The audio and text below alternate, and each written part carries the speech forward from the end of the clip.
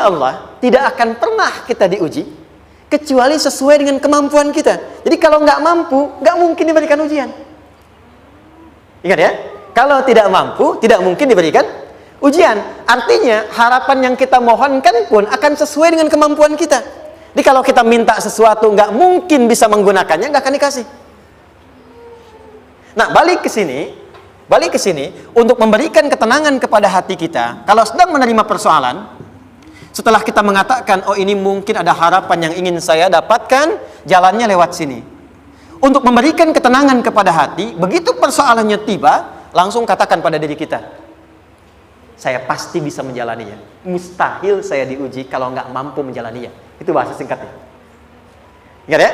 Kalau ingin mudah menyelesaikan persoalan, kata Quran, setiap ada ujian, langsung katakan pada hati kita, insya Allah bisa. Nggak mungkin saya diuji kalau saya nggak sanggup. Jelas? Dan tanamkan itu pada hati yang paling dalam. Ini nggak mudah. Kalau cuma disimpan di pikiran, jadi beban. Tapi kalau Anda tanamkan dalam hati, seberat apapun masalahnya, pasti saya sanggup. Pasti saya bisa. Pernah lihat dulu ada acara 90-an Benteng Hattori?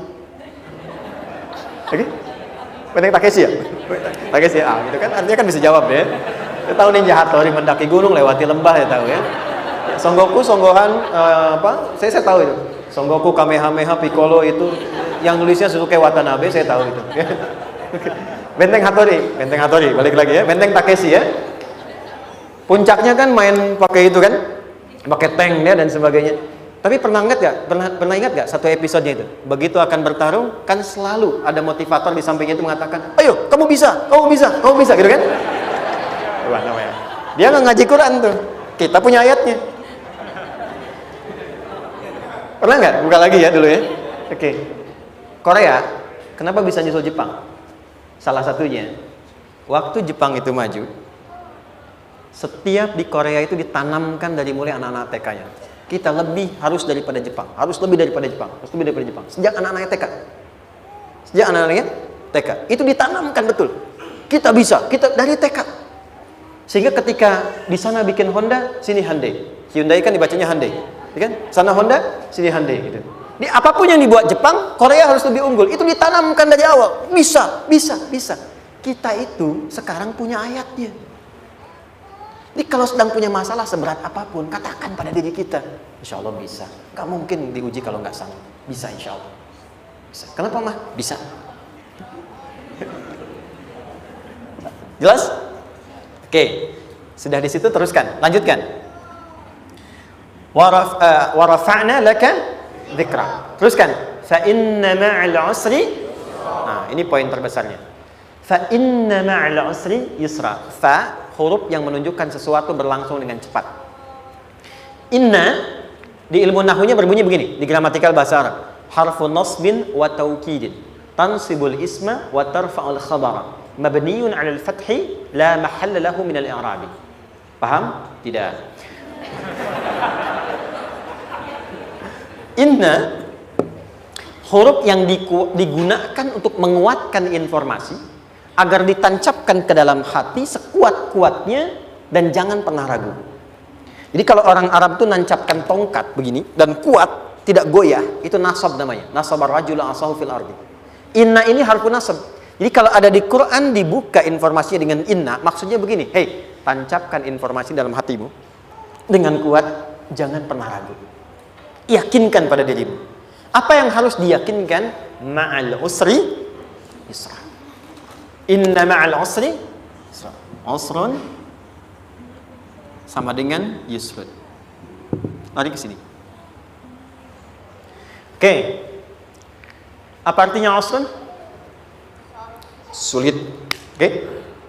Sulit itu ada dua. Ada sa'bun, ada usrun. Kalau kesulitan yang relatif, kata si A sulit, si B mudah, itu sa'bun namanya.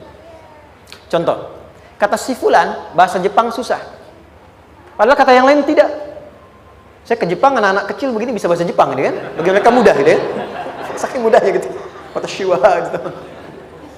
Anak-anak kecil, bagi mereka mudah, bagi kita belum tentu. Itu sa'bun. Inna lughatal yabaniyah sa'bah. Relatif. Tapi kalau kesulitan yang sifatnya mutlak, semua orang mengatakan sulit. Maaf, bawa mobil, sulit atau mudah? Bukan mengendarai ya, bawa mobil, bawa. Sulit ya? Sulit ya? Baik, sepakat sulit semuanya. Nah, itu dalam bahasa Arab dikenal dengan usrun. Kesulitan yang semua sepakat bahwa itu susah. Sulit, semua sepakat. Dan ketika ada orang bicara, aku sedang punya masalah begini. Semua mengatakan, wah itu nggak mudah, itu nggak mudah. Itu usrun namanya. Lawannya, kemudahan yang relatif disebut sahlun. Tapi kemudahan yang semua sepakat bahwa itu mudah, itu yusrun namanya. Mengangkat spidol, semua mengatakan mudah, ringan. Itu yusrun namanya. Perhatikan, Allah tidak memasangkan sa'bun dengan sahlun, tapi memasangkan usrun dengan yusrun. Orang-orang yang punya keyakinan kuat, setiap persoalan itu akan selesai. Dan dia mengatakan pada dirinya, aku bisa melewatinya. Maka, perhatikan kalimatnya kata Quran, inna ma'al usri yusran. Sesulit apapun masalah yang sedang dia alami, maka Allah akan datangkan solusi semudah-mudahnya yang bisa dia nikmati. Dengan kata lain, kalau kita bawa ke bahasa psikologi, kalau sedang menghadapi persoalan seberat apapun, selain kita mengatakan, ini pasti bisa saya lalui, saya insya Allah sanggup mengatasinya, katakan pada diri kita, ini pasti selesai. Pasti ada solusinya, pasti mudah. Katakan, walaupun memang solusinya belum datang, tapi tenangkan pada diri kita dengan mengatakan inna ma'al usri yusra. Bahasa psikologinya, katakan pada diri kita ini pasti selesai. Gak mungkin gak selesai, pasti ada solusinya, pasti mudah. Itu lebih memberikan harapan pada diri kita untuk menuntaskan persoalan dibandingkan dengan meratapinya. Jelas? Teruskan, fa inna ma'al usri. Kalau masih ragu kata Allah, katakan lagi sekali lagi. Sampai hati kita merasa nyaman. Jadi kalau sedang punya persoalan seberat apapun, tanamkan pada diri kita, pasti selesai. Belum nampak, insya Allah pasti selesai. Gak mungkin diuji kalau nggak ada solusi. Itu lebih memberikan harapan. Setelah itu, fa'idha faraghta, mitigasi masalahnya. Mitigasi persoalannya. Tuliskan. Ini masalahnya apa? Rumah tangga. Apa saja misalnya. Dia ada suami, ada istri, ada anak-anak. Masalah ada di mana? Kadang-kadang menangnya jadi kusut karena satu-satu nggak segera diselesaikan. Maka kata Al-Quran, fa'idha faraghta. Satu-satu mitigasi dulu. Satu masalah di sini, lihat di suami, lihat di istri. Kalau pekerjaan, masalahnya apa? Sebelum bercabang kemana-mana, petakan. Apakah rekanannya? Apakah relasinya? Apakah kemampuannya? Apakah manajerialnya? Apakah marketingnya? Mitigasi, kotaki semua, selesaikan satu-satu. Setelah itu, apa yang dilakukan? Wa ila rabbika, tawakal sepenuhnya kepada Allah untuk menentukan hasilnya. Tawakal itu yang paling mahal.